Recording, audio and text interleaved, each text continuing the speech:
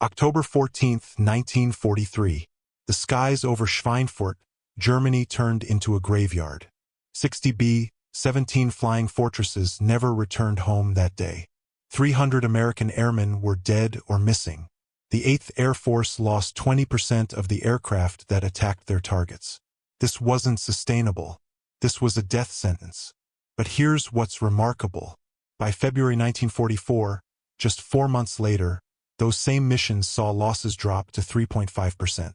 The bombers were still flying into the teeth of German defenses.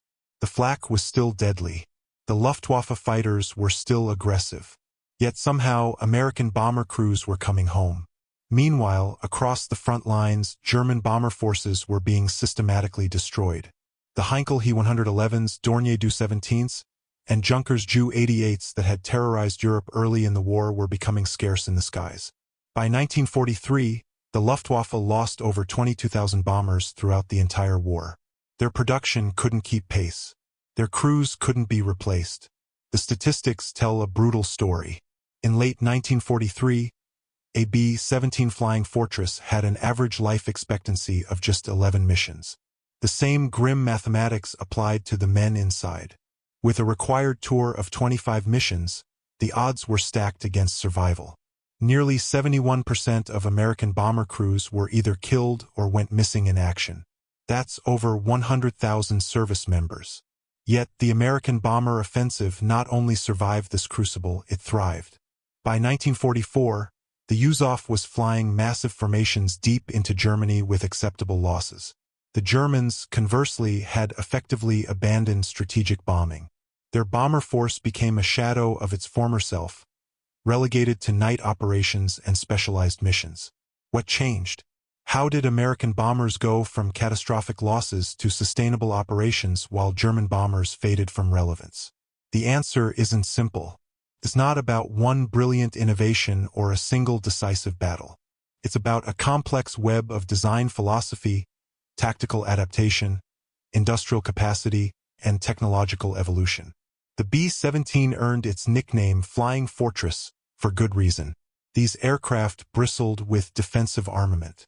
By the time the B-17G entered service, it carried 13.50 caliber machine guns.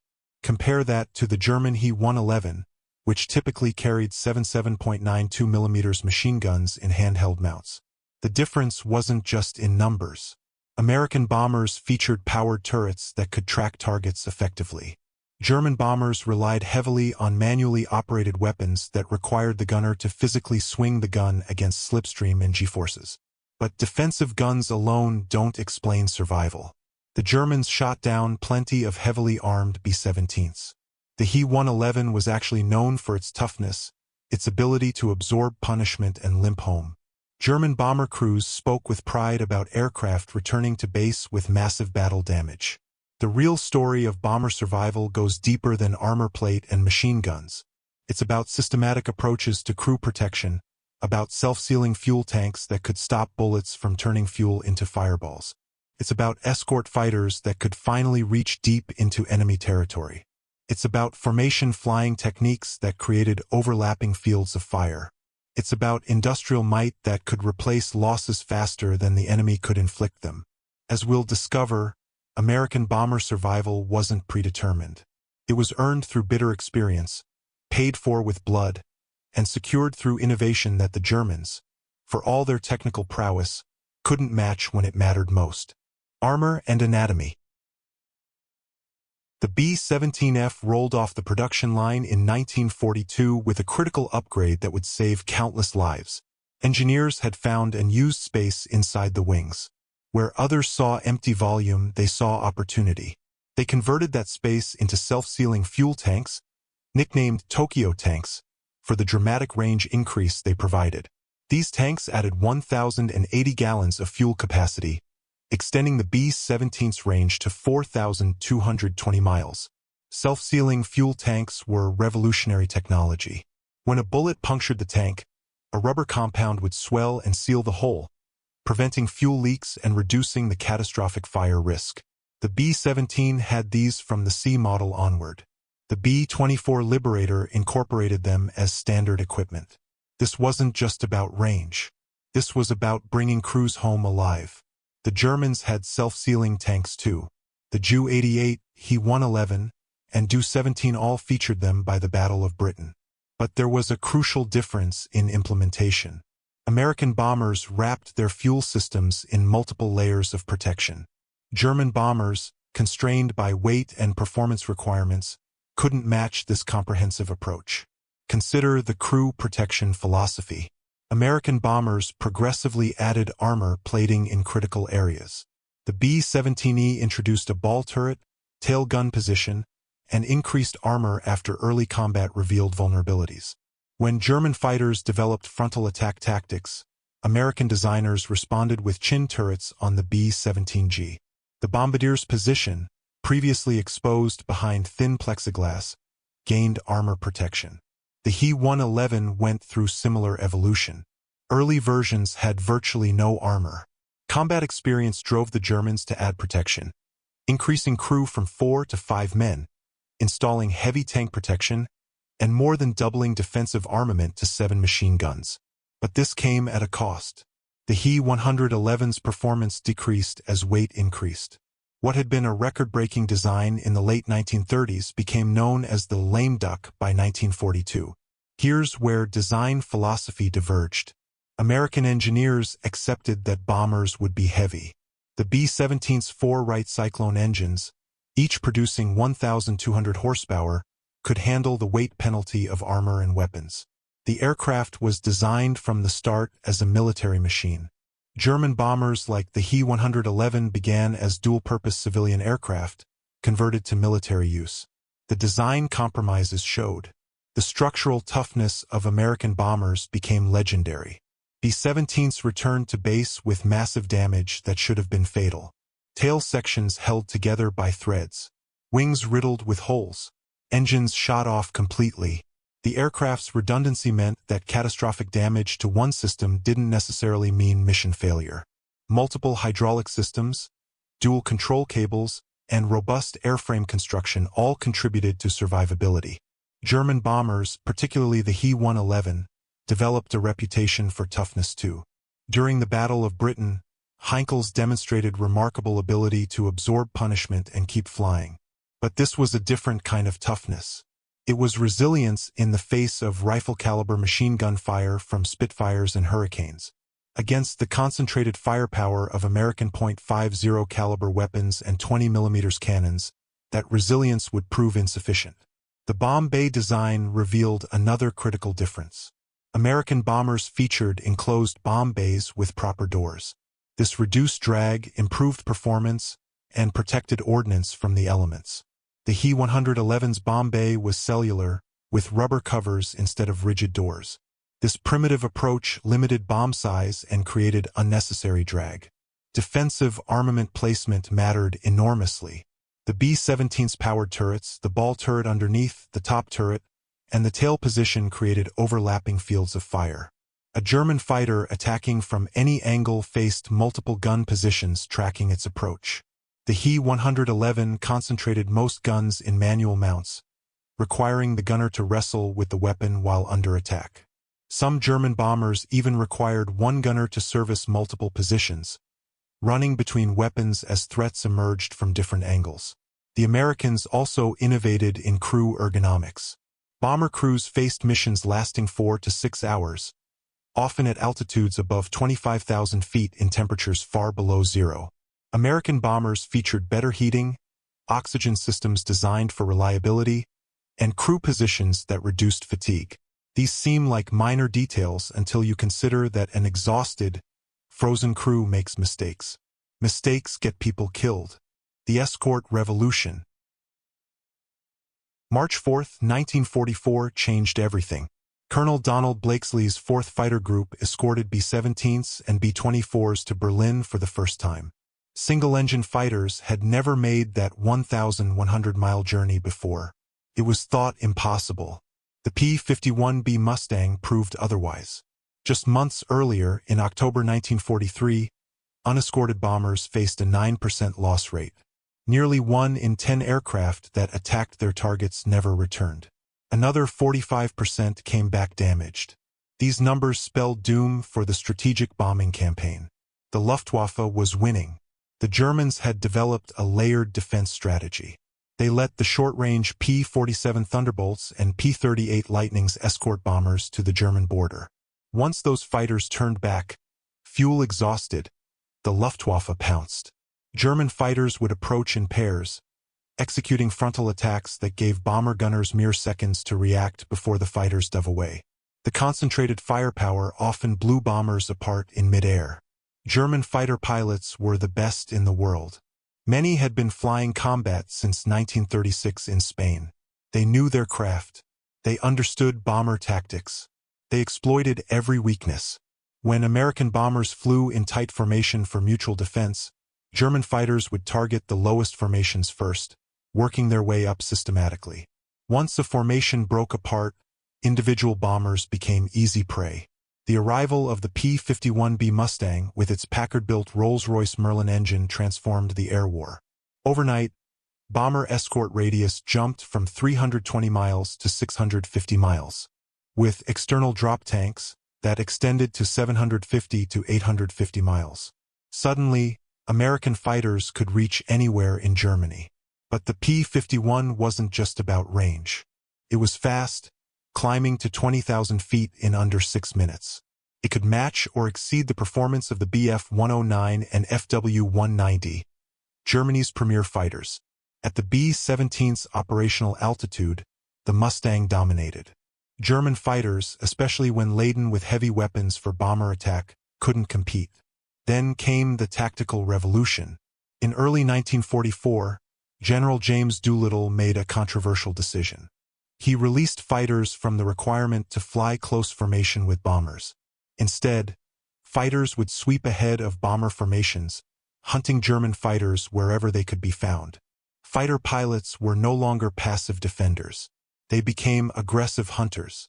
German bomber crews never had this advantage. The Luftwaffe's fighter force was increasingly committed to defensive operations.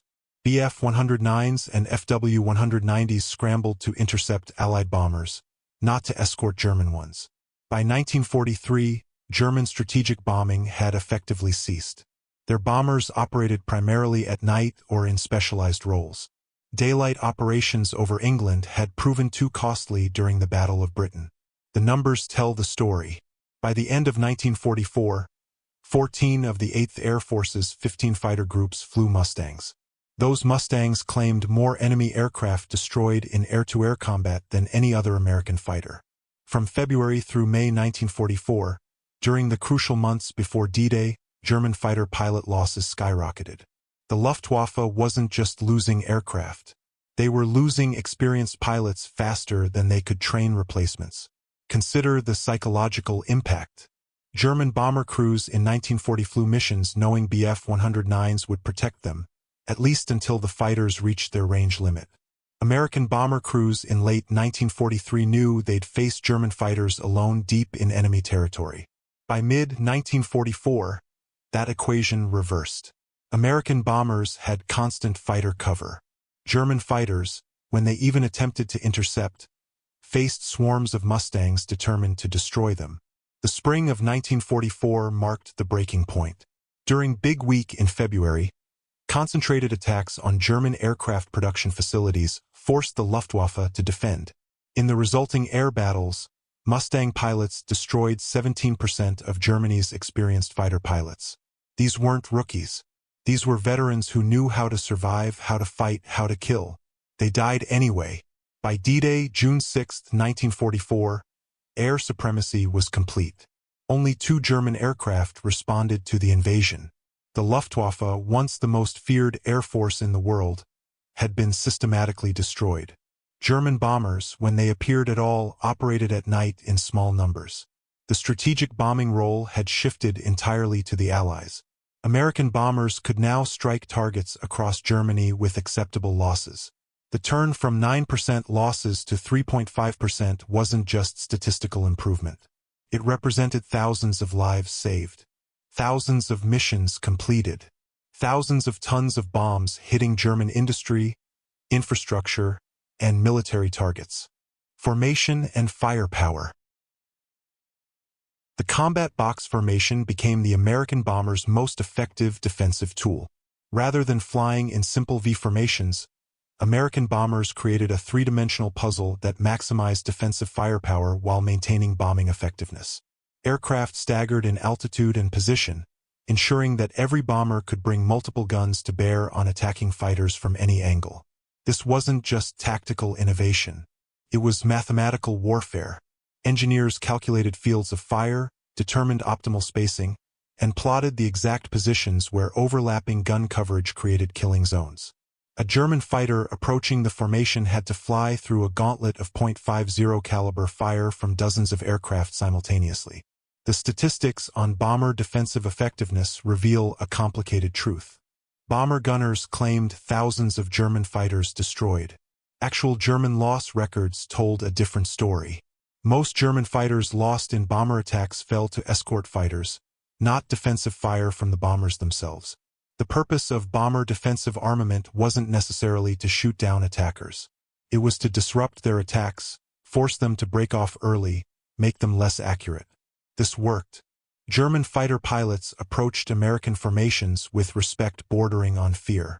The concentration of firepower meant that even if individual gunners were inexperienced, the sheer volume of bullets in the air created a deadly environment.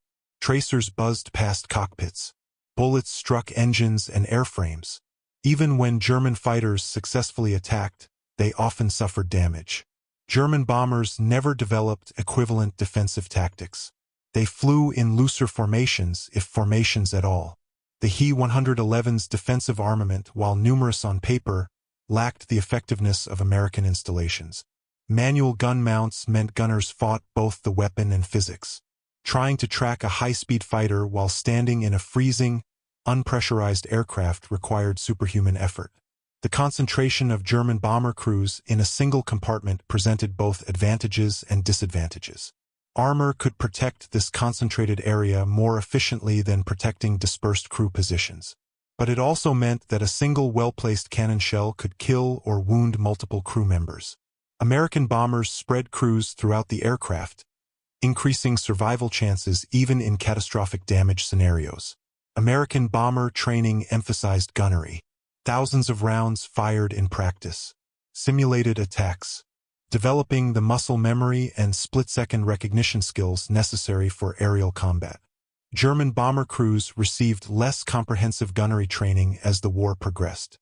Resources diverted to fighter pilot training meant bomber gunners often learned on the job. The B-17's 13.50 caliber machine guns represented massive firepower, but it came at a cost.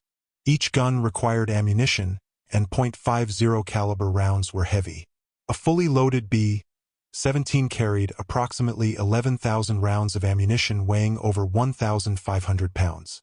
Add the weight of the guns themselves, the mounting systems, and armor protection, and you're talking about significant payload devoted to defense. German bombers made different trade-offs. The He-111 prioritized bomb load and range. Defensive armament increased throughout the war, but never to American levels. The 7.92mm machine gun, while effective against unarmored aircraft, lacked the hitting power of the .50 caliber. Even when Germans installed 13mm MG-131 or 20mm cannons, these were typically limited to one or two weapons, not comprehensive defensive installations. The combat box formation's effectiveness increased with bomber numbers. A single B-17 was vulnerable, its defensive firepower insufficient against determined attack. But put 36 B-17s in a combat box, and you created a mobile fortress bristling with nearly 500 machine guns. German fighters that pressed attacks too aggressively often paid with their lives. This is why German reports noted that American formation discipline was so critical to bomber defense. When formations broke apart, individual or small groups of bombers became easy targets. The USAAF found that over half of bombers shot down by Germans had left the protection of the main formation. Damaged aircraft struggling to keep up, bombers with wounded crews, aircraft with mechanical failures, they all became stragglers, and stragglers died. German bombers, operating increasingly in small numbers, couldn't create this mutual defensive benefit. A single He-111 faced the full weight of Allied fighter and flak defenses alone. Even flights of 3 or 4 aircraft couldn't generate the concentrated firepower necessary to seriously threaten attacking fighters. The psychological impact of formation flying cannot be overstated. American bomber crews took comfort in the presence of dozens of friendly aircraft around them. They could see friendly gunners tracking threats, observe enemy fighters being driven off by combined fire, witness the protection the formation provided. German bomber crews, operating in darkness or small numbers, lacked this psychological reinforcement. Industrial might and strategic reality. The United States produced 12,731 B-17 Flying Fortresses during World War II. That's enough aircraft placed wingtip to extend 250 miles. Add in the 18,482 B-24 Liberators, and American heavy bomber production dwarfed anything Germany could achieve. This wasn't just about building planes. This was about replacing losses faster than the enemy could inflict them. German bomber production told a different story. From 1939 to 1944, Germany built 5,656 He-111s compared to 9,122 Ju-88s. Total German bomber production peaked in 1943 at approximately 4,000 aircraft. By 1944, strategic bomber production had effectively ceased. Resources shifted to fighter production in a desperate attempt to counter Allied air superiority.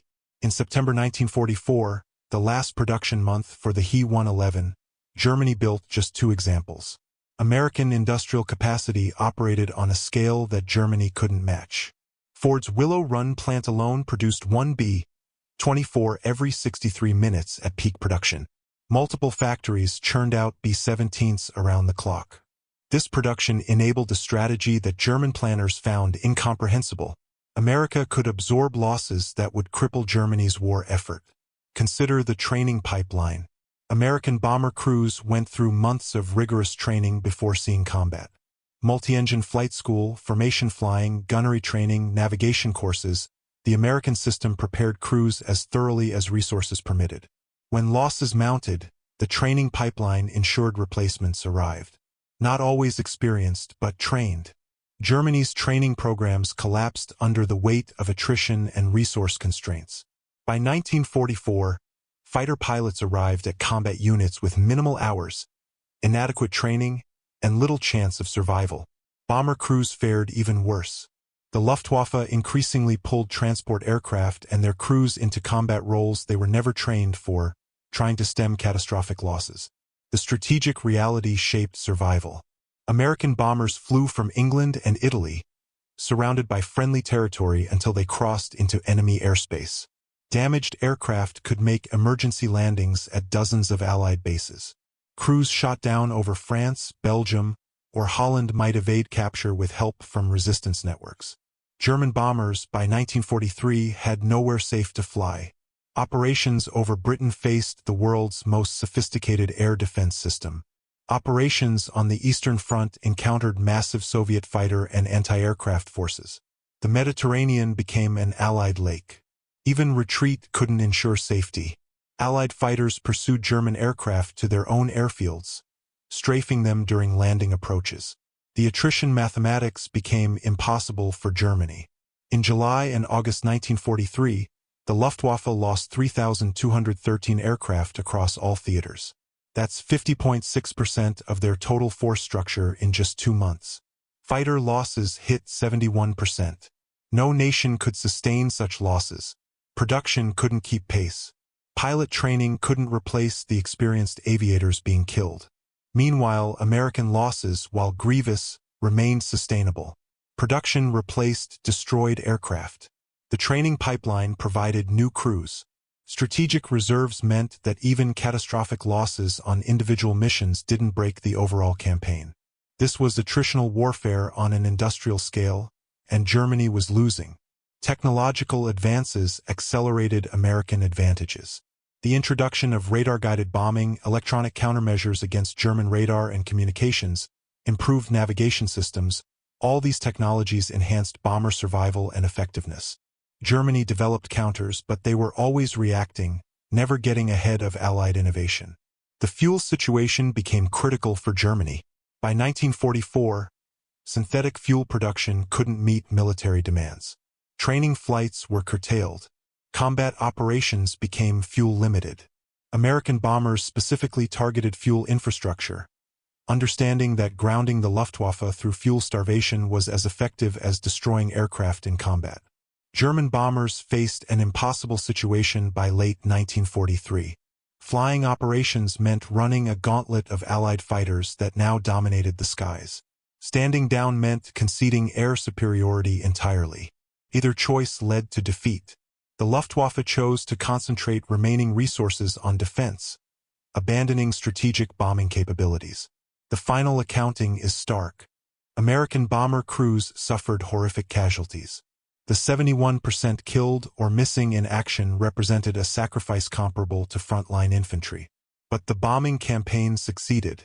German industrial production was disrupted, transportation networks destroyed, oil refineries reduced to rubble.